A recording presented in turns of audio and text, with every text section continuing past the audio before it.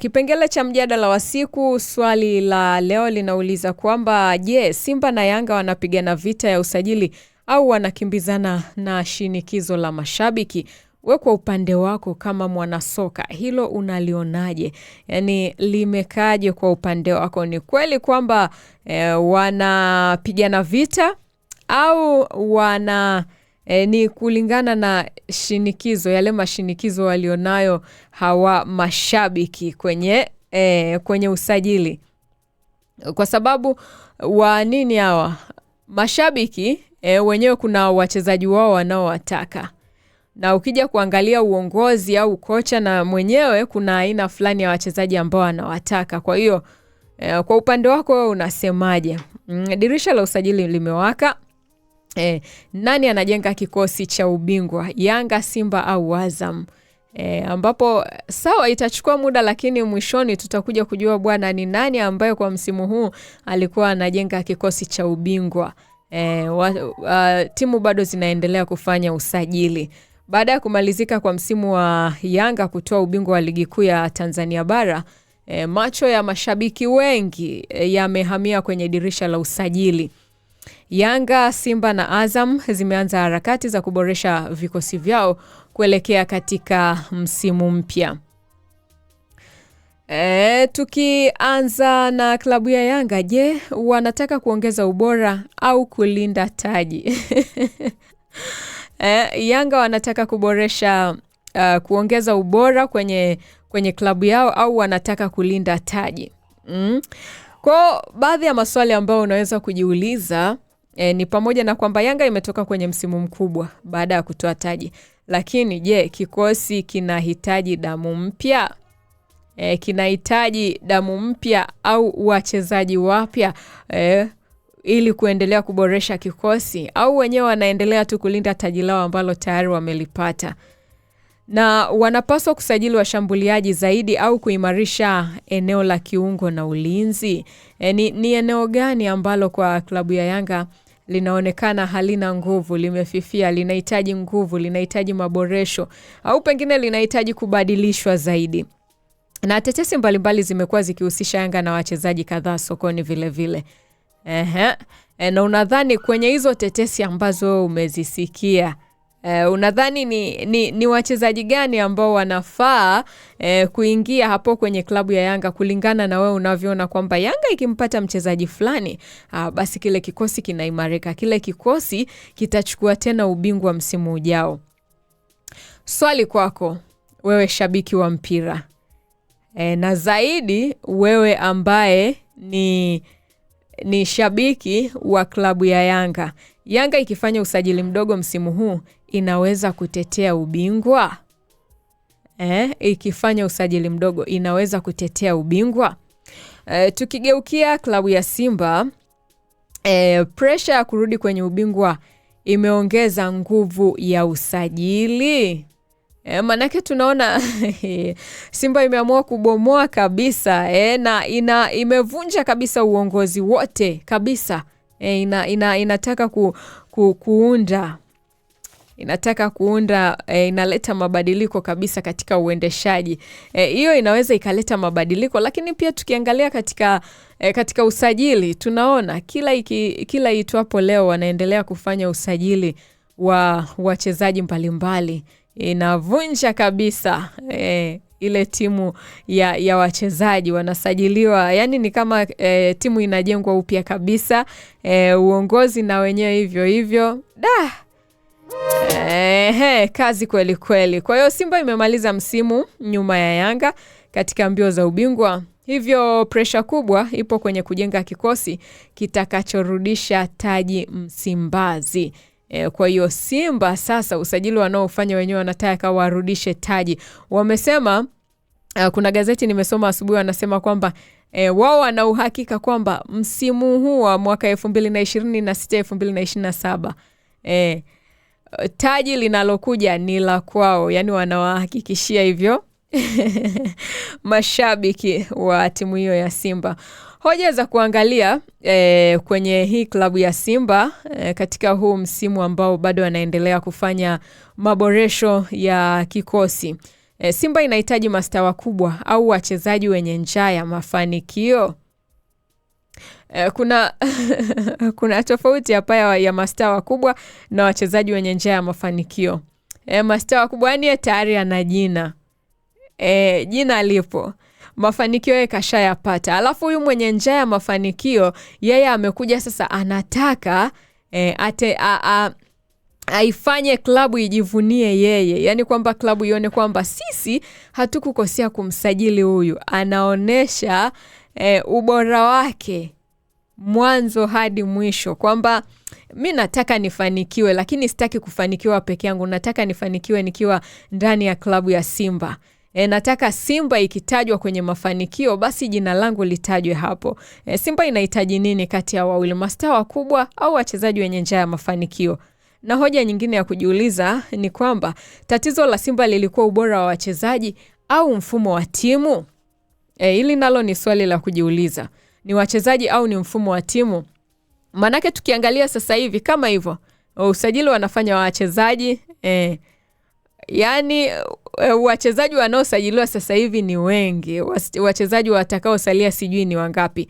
Na vile vile wamesema kwamba watavunja uongozi wote kupisha mabadiliko ya kiuendeshaji. Manake ni kama mfumo tu, yani wanafumua ule mfumo uliopo wanauondoa, wanataka waweke mfumo mpya. Sasa tatizo liko wapi? Manake hivi vyote wanavifanya ni ubora wa wachezaji au ni mfumo wa timu? Mje mniambie wanasoka. Usajili mkubwa bila mpango unaweza kuleta mafanikio? Hili ni swali la kujiuliza kwa wanasimba, kwamba sawa, usajili mnafanya usajili mkubwa, unaweza kuleta mafanikio? Wachezaji mnao wasajili watakidhi haja yenu? Watafanya kile ambacho nyie mnatamani kitokee katika timu yenu? Okay. Haya sasa, Pascal anasema Yanga sio damu mpya tu hadi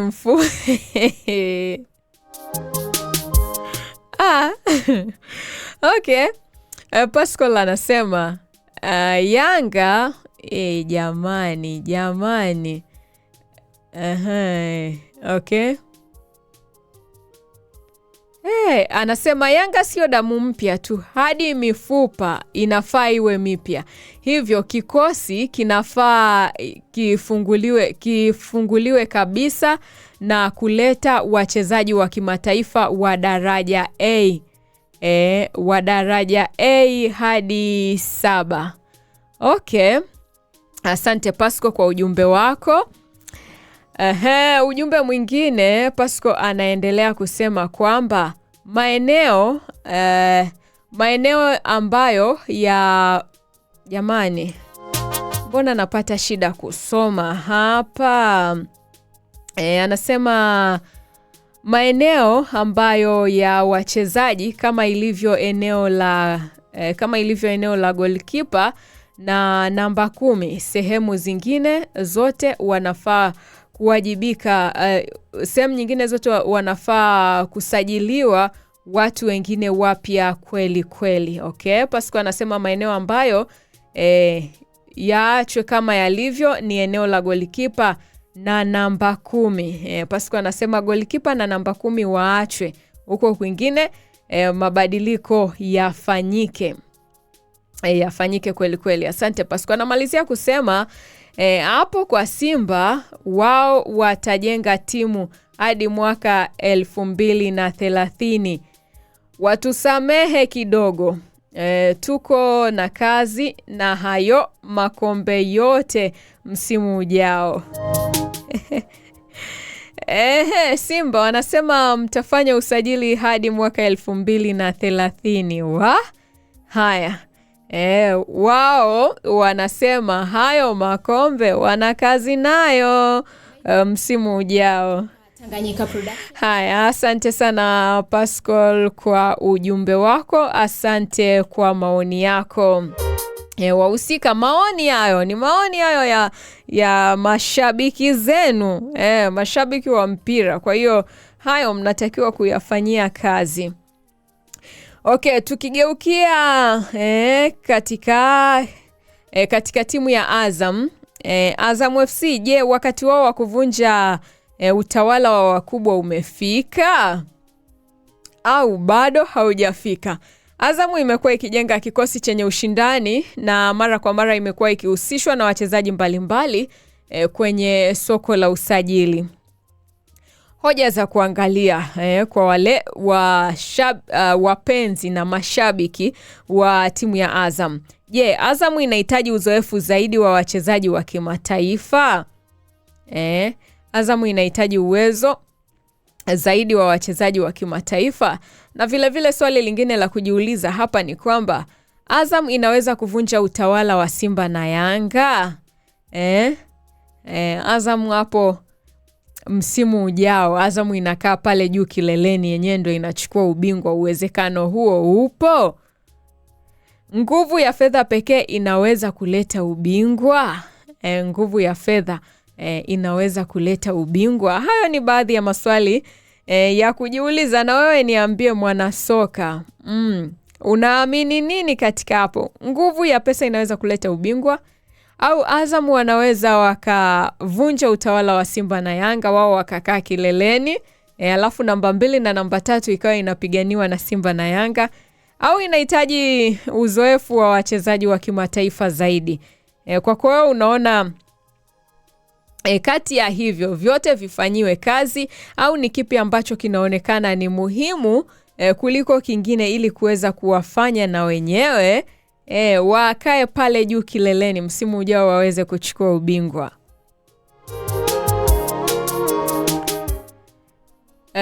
Ni kukumbushe tu au tukumbushane kwamba usajili bado unaendelea kwa timu zote, na ni nani anaonekana kujenga kikosi bora kwa namna unavyoangalia usajili unavyoenda? Ni timu gani ambayo inaonekana kuendelea kujenga kikosi bora? Na swali lingine ambalo nitakuacha nalo, je, timu kubwa za Tanzania zinahitaji kusajili majina makubwa au kujenga mfumo mzuri wa timu? Yani ni lazima kuwepo na majina makubwa ndio hizi timu kubwa ziweze kushinda na kutoa ubingwa, au watengeneze mfumo mzuri tu wa timu? Kwamba yani kukiwa na mfumo fulani basi mambo yanaenda vizuri na ubingwa wanaweza kuchukua bila hata kuwa na majina makubwa, au vyote kwa pamoja? Wewe kwa upande wako unaona ni kipi sahihi? Timu kubwa za Tanzania zinahitaji kusajili majina makubwa au kujenga mfumo mzuri wa timu? Hicho ni kile kipengele cha mjadala wa siku. Endelea kushusha maoni yako hapo, mimi nitapita nayo, na sisi wengine tutajifunza hapo kupitia ujumbe wako ambao utakuwa unatuwekea hapo.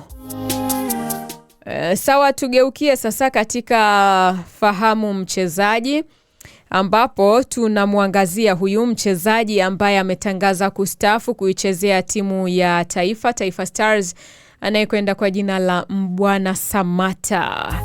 Tutaangazia vipengele kadhaa, mambo aliyoyafanya akiwa Taifa Stars. Ni hapa ndani ya kipindi hiki cha Mambo Leo kwenye hili lisaa la pili, na dakika zikiwa ni 22 zimeondoka baada ya kugonga 6 kamili. Okay, mwanzo wa safari ya Taifa Stars kwa Mbwana Samata. Mbwana Ali Samata ni mmoja wa wachezaji muhimu zaidi kuwahi kuichezea Tanzania.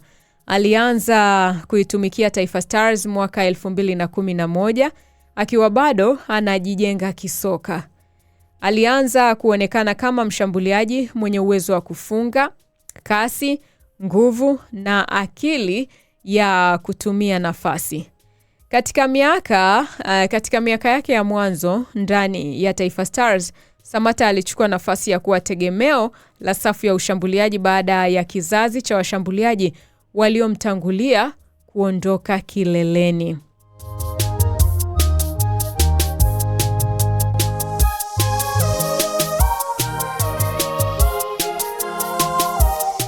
Haya, Pasco ametuma ujumbe wake hapa, anasema alafu kwa ushauri wangu tu kwa timu yangu ya Yanga kwa sasa, mambo yamegeuka hasa kwa soka la wachezaji. Sasa inafaa tupandishe bei ya kulipa kadi ya wanachama hadi 35,000. Kumbe ndio mbinu hizo za kuingiza pesa. Haya jamani, mmesikia wanayanga, viongozi wa Yanga, mmelipata hilo? Pascal anasema hivi ushauri wake kwa timu yake ya Yanga. Anasema mambo yamegeuka hasa kwa soka la wachezaji. Kwa hiyo inafaa bei ya kulipia kadi ya mwanachama ifike 35,000. Haya pale kwa pesa sasa. Pesa zikiwa nyingi wanasajili mchezaji wanayemtaka. Nasikia pesa kitu gani?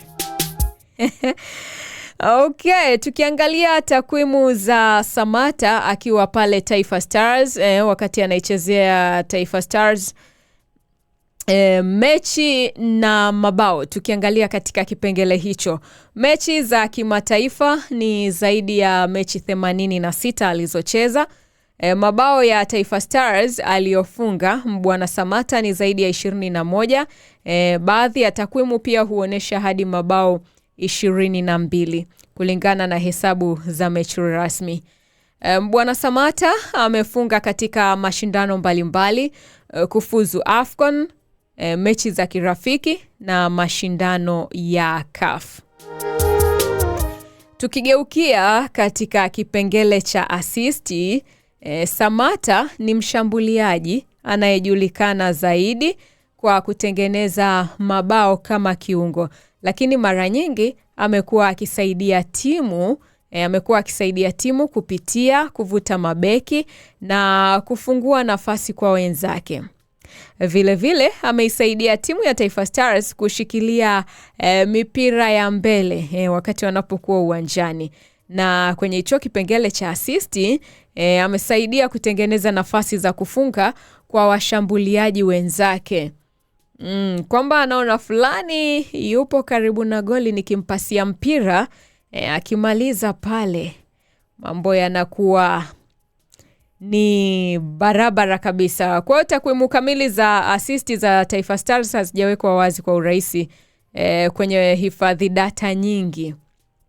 Yes. Mafanikio ya Mbwana Samata ndani ya Taifa Stars ni pamoja na kuwa nahodha na kiongozi wa timu. Samata amekuwa mmoja wa viongozi wakubwa wa Taifa Stars.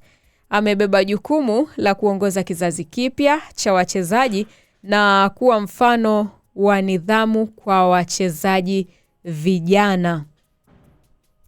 Naomba nirudie hapo. Amekuwa mmoja wa viongozi wakubwa wa Taifa Stars. Amebeba jukumu la kuongoza kizazi kipya cha wachezaji na kuwa mfano wa nidhamu kwa wachezaji vijana. Kwenye swali ambalo liko hapo YouTube linauliza Mbwana Samata atakumbukwa kwa nini pale Taifa Stars, miongoni mwa machaguo yaliyoko hapo ni nidhamu. Tutaangalia sasa nidhamu, inaelekea ana nidhamu sana huyu jamaa.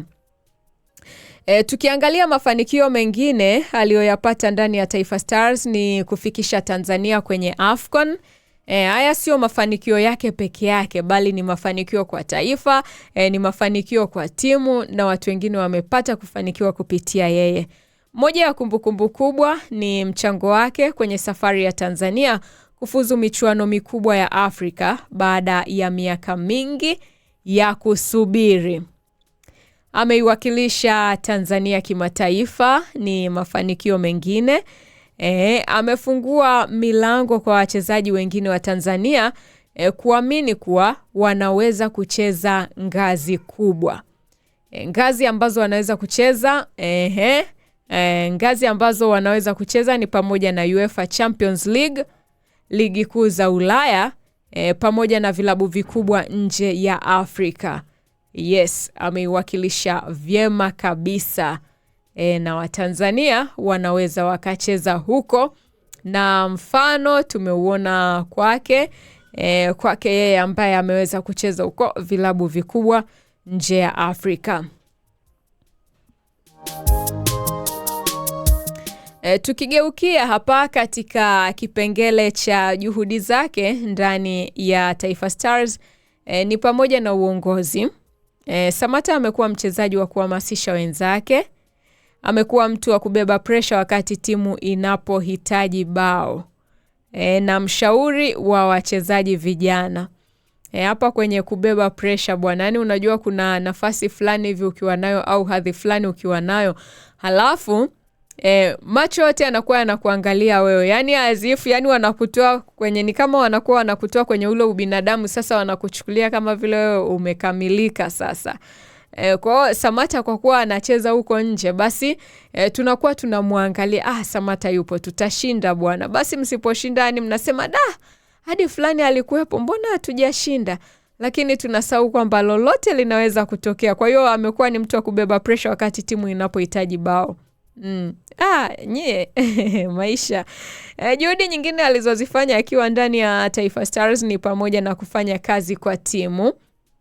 Hata wakati hafungi amekuwa pia akisaidia kwa kukaba kuanzia mbele. Amekuwa akipambana na mabeki na vile vile kushikilia mipira ili timu ili timu iendelee kupanda, timu iendelee kuwa juu. Kipengele kingine ambacho ni juhudi zake alipokuwa Taifa Stars ni pamoja na kujitoa. Bwana Samata amecheza mechi nyingi akiwa na changamoto mbalimbali kwa sababu ya uzito wa kuvaa jezi ya taifa. Taifa, unaambiwa taifa linakutegemea wewe bwana, macho yote yanakuangalia. Na amejitoa kweli kweli, amecheza mechi nyingi. Yani amecheza hii, amecheza ile, umechoka, umefanya nini, inabidi ucheze. Wewe bwana ndio umevaa jezi ya taifa. Wewe tunakuangalia kama mchezaji wa kimataifa kutokea hapa kwetu. Kwa hiyo unapovaa jezi ya taifa letu, tuwakilishe vyema. Okay, tugeukie katika kipengele cha mabao muhimu anayokumbukwa nayo. Mabao ambayo yanafanya Bwana Samata akumbukwe. AFCON ya mwaka 2019 ambapo Tanzania ilicheza na Kenya. Samata alifunga bao muhimu dhidi ya Kenya katika mchezo wa AFCON mwaka 2019, ingawa Tanzania ilipoteza. Walifungwa bao 3-2. Mechi za kufuzu AFCON, vile vile Bwana Samata ameweza kufunga mabao kadhaa yaliyoisaidia Tanzania kupata matokeo muhimu kwenye harakati za kufuzu mashindano makubwa. Hivi ni vile vipengele bwana, katika juhudi zake. Amejitoa jamani, anastahili pongezi kwa kweli. Anastahili pongezi. Ameamua kustaafu, anasema amewaachia vijana. Vijana na wenyewe waendelee kupambana wakiwa bado wana nguvu. Mapungufu yanayozungumzwa kuhusu Samata, wanasema bwana, kuna tabia ambayo wewe unazo, halafu hujui kama una hizo tabia, ila watu wa nje wanaona wewe una hizo tabia. Na kuna tabia ambazo unafikiri unazo, kumbe watu wa nje wanaona hizo tabia huna. Ndio tunachokiangazia hapa, mapungufu yanayozungumzwa. Watu wa nje wanaona hivyo.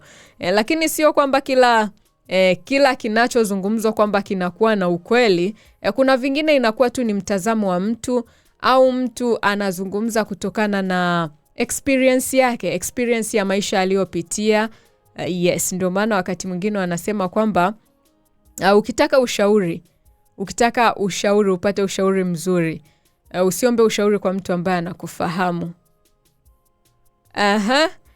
We hata kama unaona umeshindwa kulibeba, panda kama ni daladala, nenda hata kama ni kijiwe cha kahawa, tafuta mtu ambaye hakujui, humjui, funguka, tumia tu hata rafiki yako, kaka yako, dada yako, vyovyote vile, uwasilishe ule ujumbe wako, alafu ushauri utapata, majibu utapata. Ndio maana hata kuna vile vituo vya ushauri. Unalipia, unaenda unashauriwa. Kwa nini wanashauri usiombe ushauri kwa mtu ambaye anakufahamu? Mtu ambaye anakufahamu sio kwamba anaweza akakushauri vibaya, hapana. Anaweza akakupa ushauri mzuri, ila atakushauri kulingana na vile anavyokujua. Kwa hiyo sasa akikushauri vile anavyokujua, yani mizani haitakaa sawa. Yani kuna upande mmoja mizani itazidiwa, ataegemea upande mmoja zaidi. Salome, kwa hiyo ninavyokujua hichi kitu uwezi. Hapa uwezi, yani hapa utoboi. Lakini ukiomba ushauri kwa mtu ambaye hakujui, yeye atakupa mbinu zote, alafu sasa wewe utajipima, hapa ninaweza, mazingira yangu yanaruhusu. Okay, tuangalie mapungufu yanayozungumzwa kuhusu Samatta. Ni pamoja na umri na kasi kupungua. Kadri miaka inavyokwenda, nguvu na kasi yake si kama kipindi cha mwanzo. Pascal hapa nakumbuka niliuliza kwamba ujana ujana mwisho ni miaka mingapi? Jamani, eti Pascal kaniambia ujana ni miaka 29 hadi 30. Kwa ujana ni miaka 3 tu. Pascal jamani. Haya. Umri unavyokuwa unaenda, nguvu zinapungua, kasi inapungua. Ndio pale kule mwanzoni nilisema, yani kuna mchezaji unaambiwa mchezaji fulani ana miaka 25 au ana miaka 20, lakini ukija kuangalia ile kasi yake ya ukimbiaji, yani inakataa. Ukiangalia mwili unakataa. Unaona kabisa umri ulioambiwa hauendani na ile kasi yake. Ndio hiki kadri miaka inavyokwenda, nguvu, kasi inapungua. Ndio tulivyoumbwa hivyo. Ukame wa mabao katika baadhi ya vipindi ni upungufu mwingine ambao unazungumzwa kumhusu Samatta. Kuna nyakati Taifa Stars imekuwa ikihitaji mabao yake, lakini ameshindwa kufunga kutokana na kukosa huduma nzuri, mfumo wa timu na vile ubora wa upinzani. Hizo ni sababu ambazo zinaweza zikawa zinachangia kukawa na ukame wa mabao kwa baadhi ya vipindi. Mzigo mkubwa wa matarajio. Mashabiki wengi wamekuwa wakimtazama afanye kila kitu kwa sababu ya mafanikio yake Ulaya. Kila kitu. Hii ni nzito kwa kweli. Yani huu ni mzigo mzito. Kwa hiyo upungufu mwingine ambao amekuwa akizungumziwa ni kwamba mzigo mkubwa wa matarajio. Watu wamekuwa wakitarajia kwamba yani wanatarajia kwamba Samatta akicheza kwenye ile timu lazima tushinde. Kwa sababu tu wanaangalia mafanikio yake ya kule Ulaya, anacheza vizuri, labda mechi fulani ilikuwa ngumu lakini alifanikiwa kufunga. Kwa hiyo atakaporudi hapa nyumbani, akicheza hii mechi lazima ashinde. Kwa hiyo sasa timu lazima ishinde. Kwa sasa ile timu ikishindwa kufunga, malalamiko yanarudi. Atakumbukwa kwa lipi Taifa Stars Mbwana Samatta? Mbwana Samatta atakumbukwa kama mchezaji aliyerudisha heshima ya Tanzania kwenye ramani ya soka la Afrika. Bravo Mbwana Samatta, hongera. Atakumbukwa kwa kuwa mmoja ya wafungaji bora wa Taifa Stars, kuwa nahodha wa timu, kuwa Mtanzania wa kwanza kucheza ligi kuu England na kufunga katika UEFA. Atakumbukwa katika UEFA Champions League kupitia UEFA Champions League akiwa na KRC Genk. Kuonesha vijana kuwa ndoto ya kucheza Ulaya inawezekana. Hilo pia linamfanya Mbwana Samatta aweze kukumbukwa akiwa pale Taifa Stars. Kwa hiyo sasa hiyo ni fahamu mchezaji ambao nimekusogezea kwa leo. Ukiangalia habari nyingi mtandaoni kwa siku ya leo kwenye upande wa michezo, jina la Mbwana Samatta hulikosi. Kila unapoingia unakutana na Samatta. Okay, swali ambalo ni la kujiuliza wewe kama mwanasoka kuhusiana na huyu mchezaji. Je, Mbwana Samatta ndiye mchezaji bora zaidi kuwahi kutokea Tanzania katika kizazi cha sasa? Au bado kuna wengine wanastahili nafasi hiyo? Kwa upande wako hilo unalionaje? Drop comment yako hapo na sisi tupate kujifunza. Yes, na kama hujapiga kura yako hapo YouTube uweze kupiga, ambapo swali la leo hapo linauliza Samatta atakumbukwa zaidi kwa nini pale Taifa Stars? mabao, uongozi au nidhamu? Piga kura yako hapo, mwisho wa kipindi tutapita na majibu.